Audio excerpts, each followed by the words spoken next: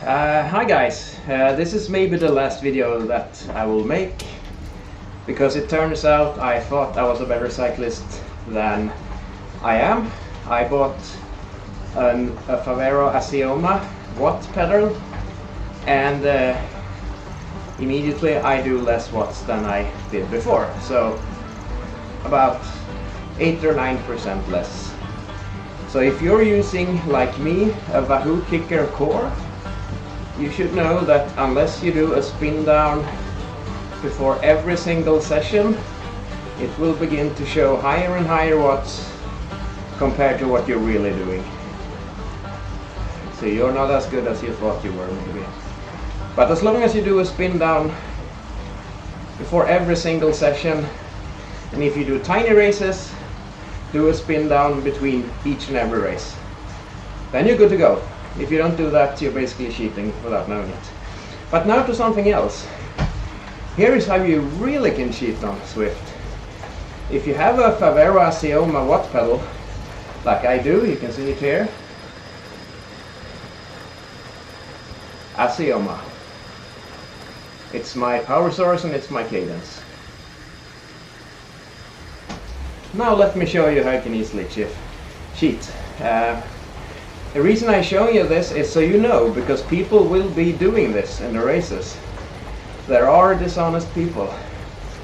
The method is that you go hard for a couple of seconds, then you stop pedaling, and Zwift will think that you're still going at that speed, so it will lock the watts.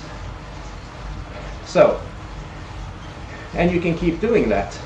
And it locks. I thought sticky watts was only for 2 or 3 seconds, but it's not. Look here. Look here now, how many seconds.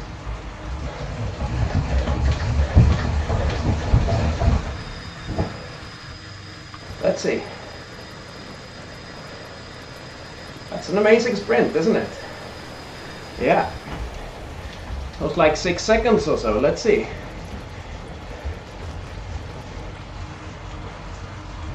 Let's bring up this.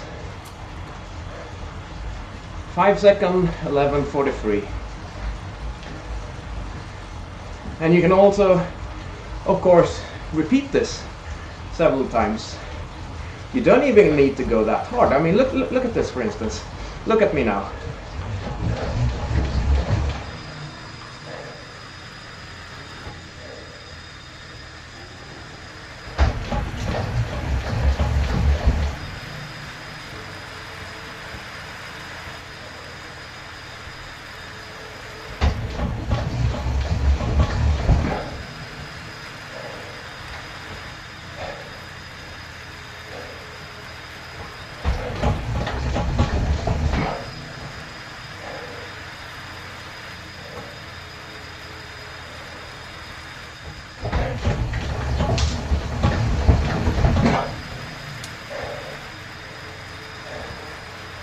And so on.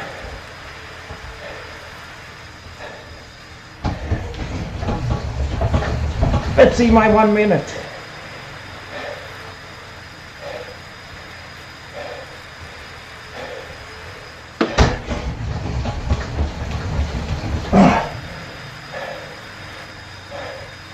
There was a little unlucky.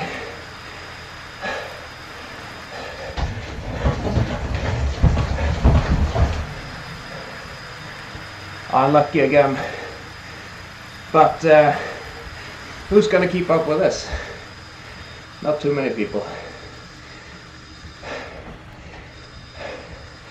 And you can see here, look here, if you practice this, you don't need any gaps. You should be able to straighten this out.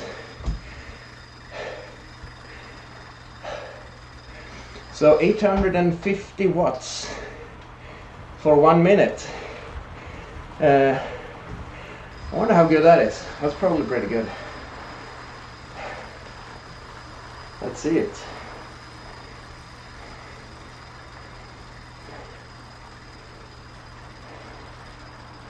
I don't have the time, but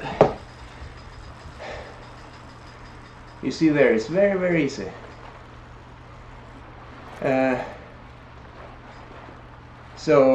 that's how it is. They can detect this. If they really look at the stats, they can detect it, but they won't do that unless there's a really important race.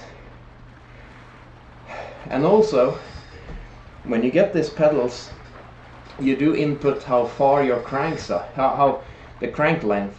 And you can put in up to 175 millimeters. If you do that, it's gonna look like you do more watts. Now I'm being honest on that one. I have 170 millimeters. If I put 175, it would make a huge difference, I think. But for those who want to cheat with sticky watts, they might cheat with that too. So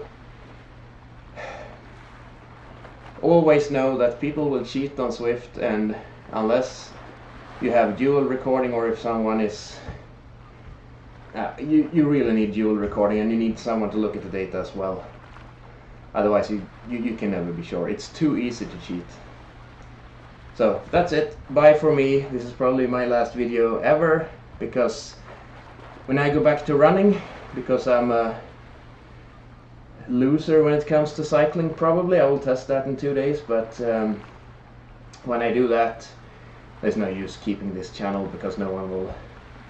There's not a lot of people watching now anyway, but even fewer people will watch if I only do running, because I'm a pretty average guy.